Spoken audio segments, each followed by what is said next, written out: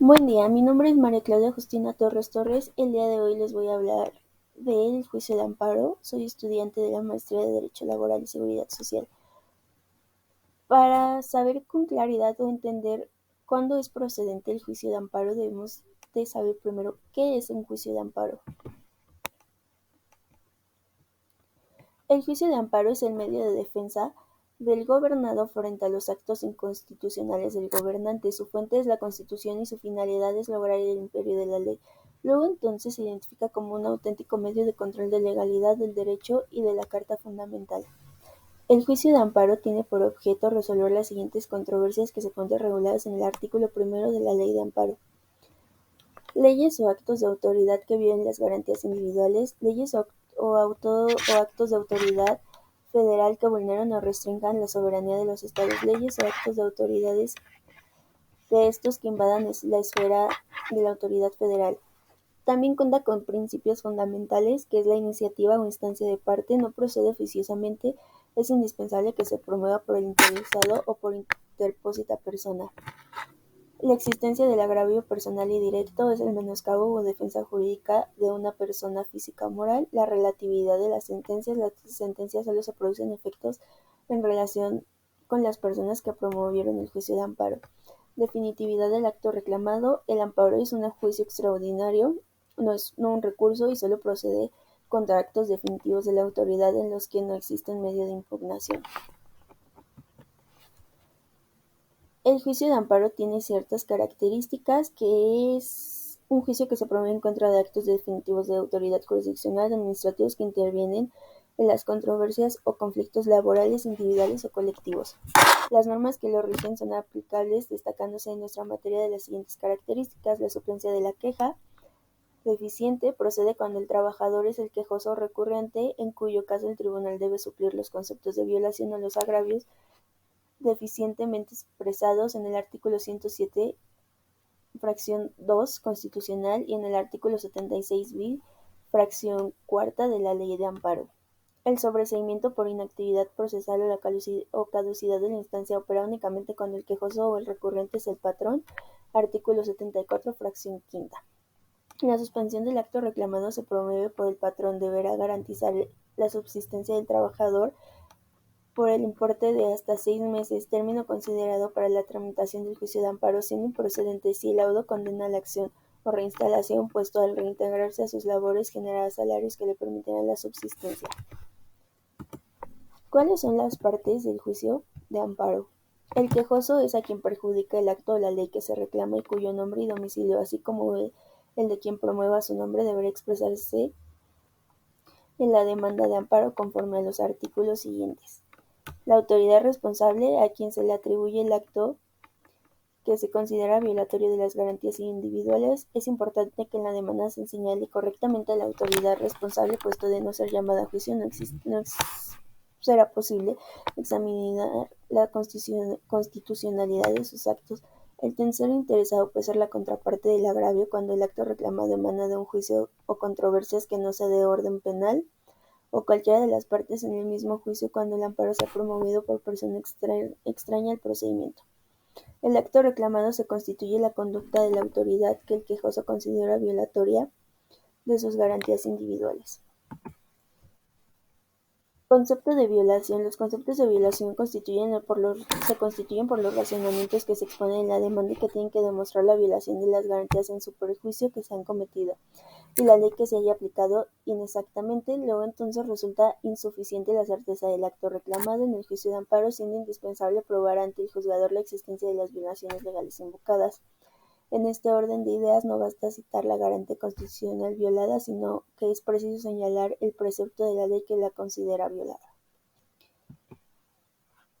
La improcedencia del amparo. El juicio de amparo es un proceso en contra de actos de la Suprema Corte, resoluciones dictadas en los juicios de amparo o en ejecución de las mismas, leyes o actos de materia de otro juicio de amparo, leyes o actos de materia de una ejecutoria en otro juicio de amparo, actos que no causen perjuicio al quejoso, leyes heteroaplicativas, actos consumados de modo irreparable, actos consentidos tácitamente, y cuando hayan cesado los efectos del acto reclamado.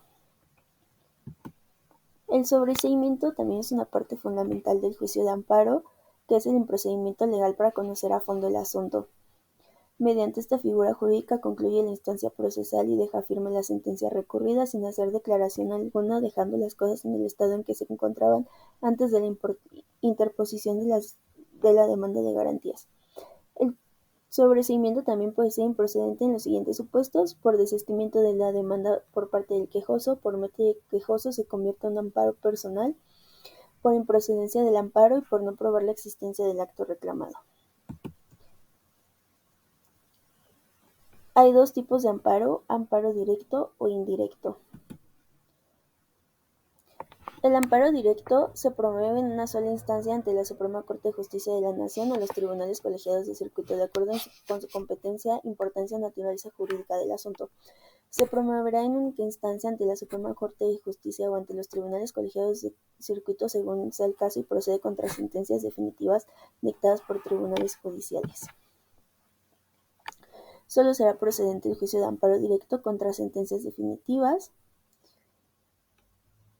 o laudos de tribunales del trabajo cuando sean contrarios a la letra de la ley aplicable al caso y su interpretación jurídica a los principios generales del derecho o la falta de la ley aplicable. El amparo indirecto se expresará el acto o resolución que le afecte y, de mencionar violaciones al procedimiento, se precisarán con claridad la parte conducente del agravio y el motivo por el cual se dejó sin defensa al agraviado, así como la fecha de notificación o el momento en que se tuvo conocimiento de la resolución recurrida. Para presentar un amparo directo se tienen 15 días después de notificada la sentencia. ¿Cuándo es improcedente el juicio de amparo? ¿Cuándo es procedente el juicio de amparo contra sentencias definitivas en materia laboral, civil y administrativa, y cuando sean contrarios a la ley aplicable al caso? En materia laboral proceden los casos anteriores, en especial contra laudos dictados por juntas de conciliación y arbitraje y sentencias por tribunales laborales, a efecto de garantizar y examinar la legalidad de las resoluciones definitivas por violaciones de garantías que se hayan cometido en el propio fallo o violaciones a las leyes del procedimiento cometidas durante la secuela del mismo, siempre que afecten las defensas del quejoso y trasciendan en el resultado definitivo. Cabe señalar que las resoluciones de las juntas o tribunales no admiten recurso alguno ni pueden revocarse sus propias determinaciones. En este pequeño cuadro o mapa se mostrará cómo la diferencia entre el juicio de amparo directo y el indirecto. Como ya sabemos, el directo se va contra sentencias definitivas, ya sea en materia laboral, civil y administrativa, y cuando sean contrarios a la ley aplicable al caso. El amparo indirecto se promueve ante el juez de distrito y se considera que es distancial, ya que sus sentencias pueden ser revisadas por un tribunal colegiado de circuito si el afectado promueve el recurso correspondiente.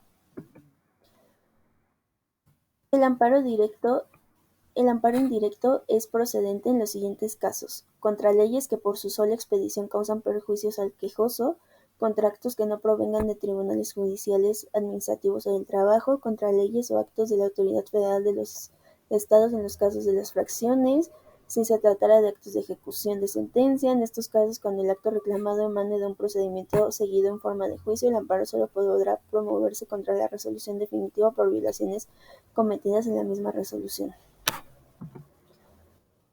La suspensión del acto de reclamado en amparos directos corresponde a la autoridad responsable por disposición expresa de los juicios de amparo de la competencia de la Suprema Corte de Justicia o de los tribunales colegiados de circuito en asuntos laborales. La autoridad responsable mandará suspender la ejecución de la sentencia previa petición de parte, artículo 107, fracción 10, 11 constitucional y 170 de la Ley de Amparo. Y tratándose de amparos indirectos, la suspensión provisional como la definitiva se determina por el juez de distrito, quien mediante oficio comunicará a la autoridad responsable de su resolución. Y eso sería todo sobre el juicio de amparo. En mi opinión, siento que el juicio de amparo sigue siendo igual de importante que cualquier otro, ya que aquí podemos o beneficiar o perjudicar a alguna de las partes. En su mayoría se van los trabajadores a un amparo directo cuando la sentencia no determina o no sale favorable en su caso, y las empresas tienen que contestar ese amparo. Siempre se promueve 15 días, tenemos 15 días para analizar todo el asunto, el expediente, lo que se dijo en la demanda, contestación, en los ofrecimientos de pruebas y encontrar las inconsistencias que se hayan tenido durante todo el procedimiento laboral desde su inicio hasta su finalización. Por eso considero que el juicio de amparo sí es sumamente importante, debería de tener un poco más de rapidez al momento de las resoluciones, ya que pues sí llega a tardarse bastante, pero pues aún así no deja de ser importante el juicio de amparo. Muchas gracias.